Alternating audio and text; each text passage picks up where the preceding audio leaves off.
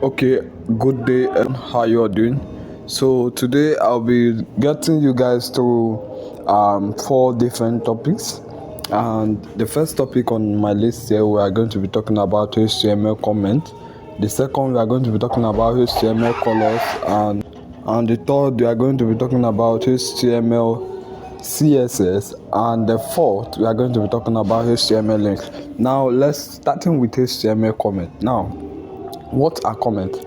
Comment helps other developer to understand your code.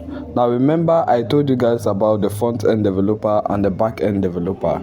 Yeah, so now the front end developer creates a code while the back end developer add the script and the functionality to this code. Now you have to give a comment to specify what this code is meant for. So the backend developer that doesn't have idea of front end can read through your comment and understand what the function of this code is and know how to manipulate this stuff. Because also while using the front end, the back end plays a role. Like there are some points he has to come and give the action in some places in order for that action, like in buttons, in order that when users click this button they get to collect the data from the input and everything. He has to do all that, so he has to understand your code. So what helps them to understand this code? Comment. Now example, look at this. I can comment. This is the way you click comment, then you input this sign, then two of this, then you can now write something inside of it. You can now say this is the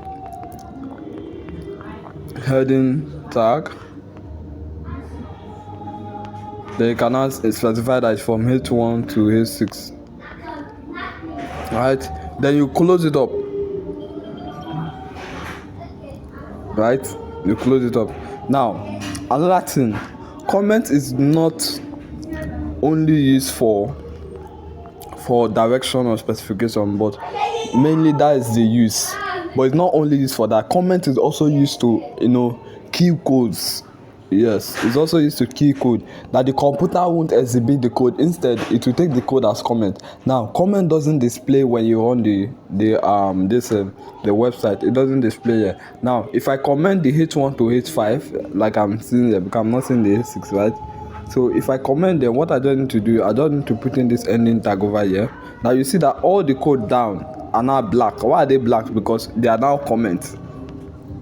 Yeah, they are now comments. So if I should run it this way, you notice that all this code are not showing. That means it's going to be blank. You can see it.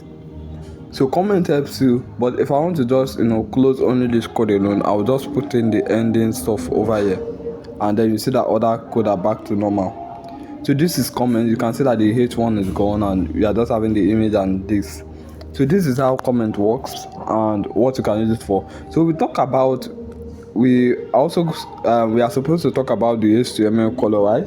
So I have talked about the color. I've talked about the background color, which I changed to blue. I've talked about the color, the border color, which I've changed as well. I've talked about the color attribute.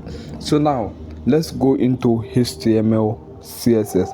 So from there we can get a little bit of hints about the colors more. So HTML CSS, in the sense that you are styling CSS right inside of HTML. So what we are doing here, using the style attribute to write CSS code, because these are purely CSS code. What we are writing inside of it here are purely CSS code. So now what we are doing in this case is that we are styling CSS inside the attribute directly, right? It's called an inline styling. Now we also have three major ways of connecting HTML to CSS, right? One is the inline styling, which we have done. I've showed you guys. Now the other is the internal styling. Now the internal styling is being done in the head tag, because the CSS code can be seen on the website, so it's being done here. So you input your style tag, right? These are not unnecessary, so I can just write them off. So you create a style tag like this. Now you start writing your CSS code, or you can use the external styling, which is creating writing your style code right inside the CSS file. But well, let's talk about this first. Now, talking about this, you notice that when we were writing CSS code before, we wrote them inside the tag directly. So now what the computer understands is that the computer understands where this code had to be applied. But while using the inline styling, you're writing a code in a different place, so the computer won't understand. Okay, if I just come over here and say color blue, put in this and say color blue,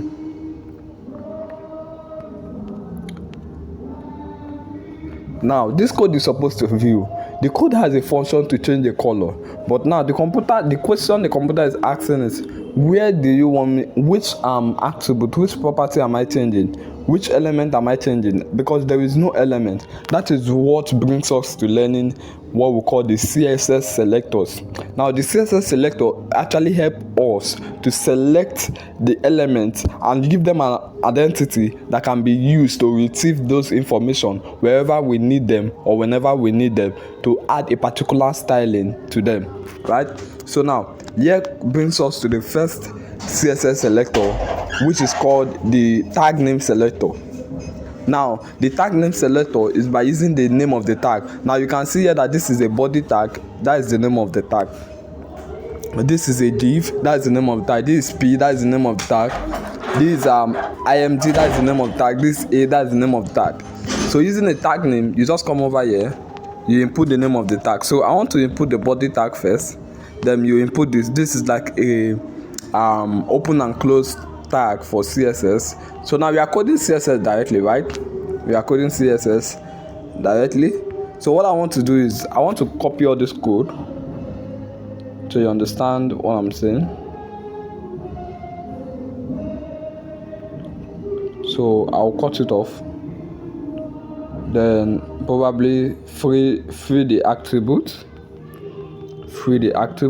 So now we have something like this, really, right? But now if I paste in my code here, then I'll change this to serif. Now you see that I have blue back, right? Then I want to uncomment this and put on the comment here, right? You can see that I will have my h1 and stuff back.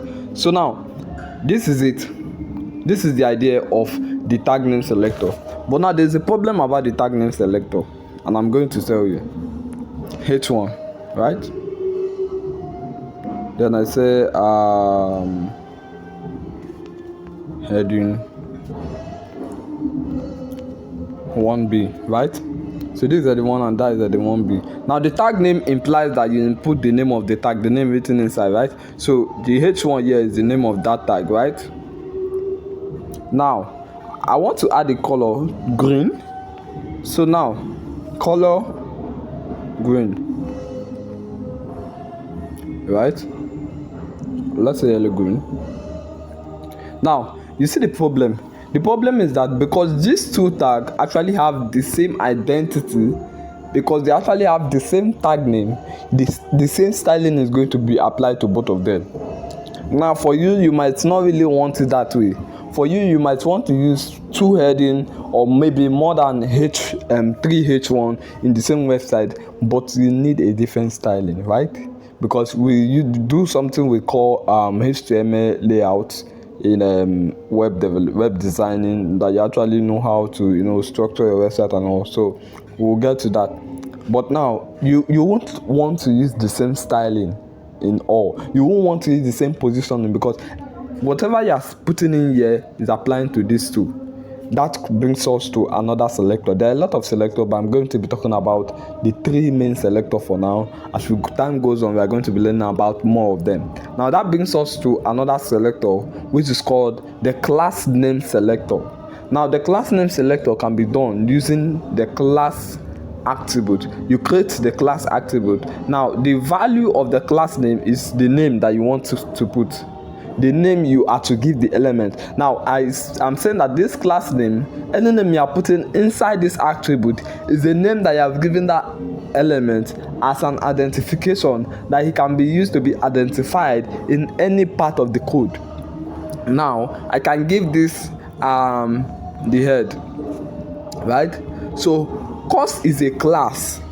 Because is a class. Now before I input the name of the class, I will put in dot and input the head, right?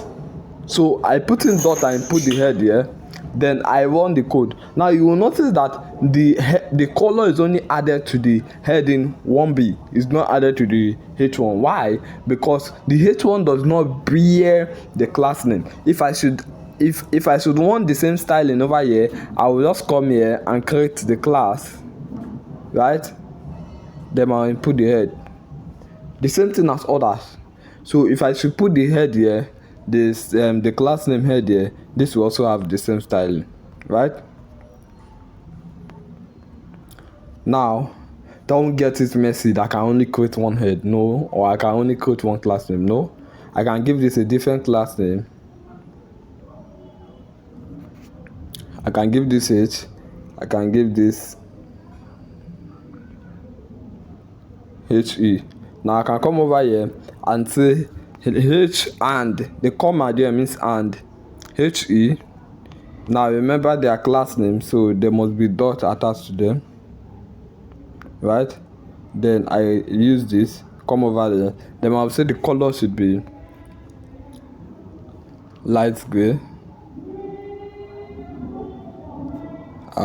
Sorry, give a space here.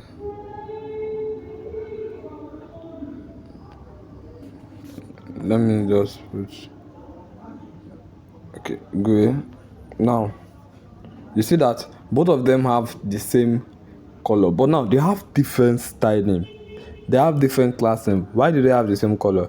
Because of the comma that I inputted there. The comma means that these two elements should have the same, should share the same style.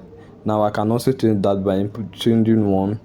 I can remove this, the h, and come down here and put dot h, right? You can just give them a different styling altogether and say color should be brown. I think I love this one, right? So you see how this look. Now we are going to be moving on to the next styling, which is also called the ID. The ID. Now imagine, take it like this.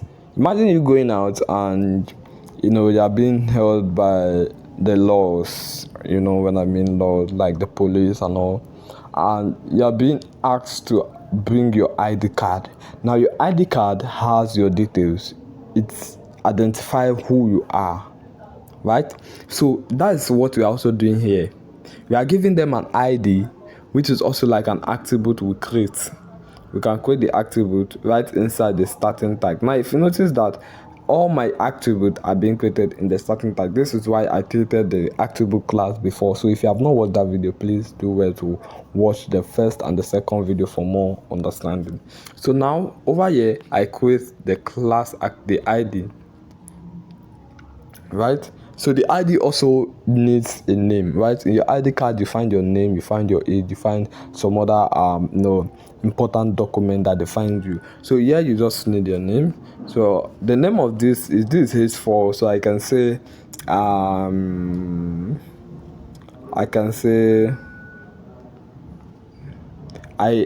IMP. That is like important, right? Important. So important name. So I come over here and I input my house, then I input the name here, right? So when it's an ID, you input an hash. Take note, when it's a tag name, you don't input anything, you just input the name. When it's a class name, you input a dot first before the name. When it's an ID, you input a hash. Then you come over here, then you say color. Let me change this to purple.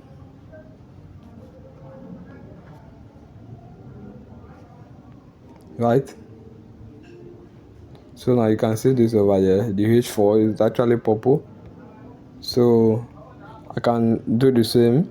I can still come here and create the same ID,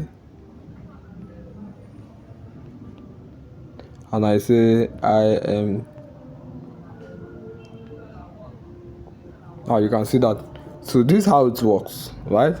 Very super cool. You can do a lot more things, add a little more image, do a little more beautiful things on this website, craft something out with this. It's really amazing.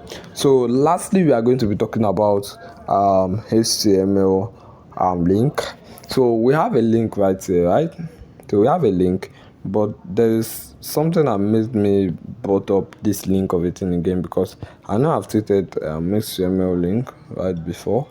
So now you can see that the link is actually not that visible. It's over here. So now let's tie the link a little bit. Now let's start the link. So we have to add a class name. We can add it over here. We can give a space after this attribute and create our own attribute. So you can create our own attribute as class, or we can use the tag name attribute, right? So let's use the tag name. So the tag name is A, right? Well, so A and this. Now we can say color. Let's change the color to something we can see. So color, we can see something like that of a white color, right? Right, so now it's now a little bit visible. Now there's a line under it. Now one thing you need to know about coding language is that they are always defaults, they are set. They are always default things you may not really want that are set, but when you know them, you understand them, you tend to remove them, right? So now this default here is a link being having underline, and it's called the text decoration.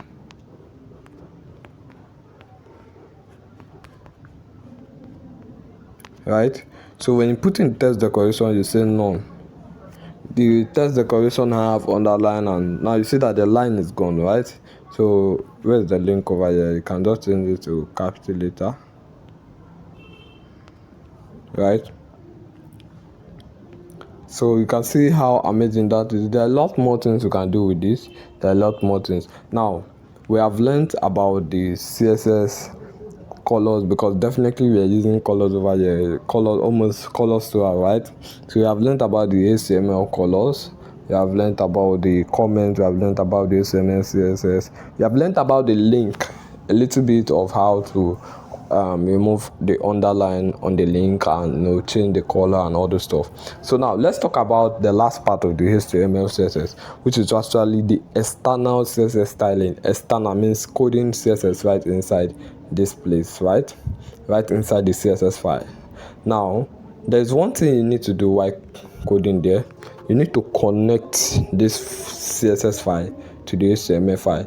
So when the HTML file comes up, the HTML file actually reads what is in the CSS file, then connect it using this body, using this selectors that we said before. These are selectors. Using this selector, then input the fixed styling that you have written to each particular element. So how do we connect it? We connect it using a link, right? Now something like this. So I will just clean the type and the title. I don't want it to be much for you. So now what do you put in our REL? You put in the style sheet.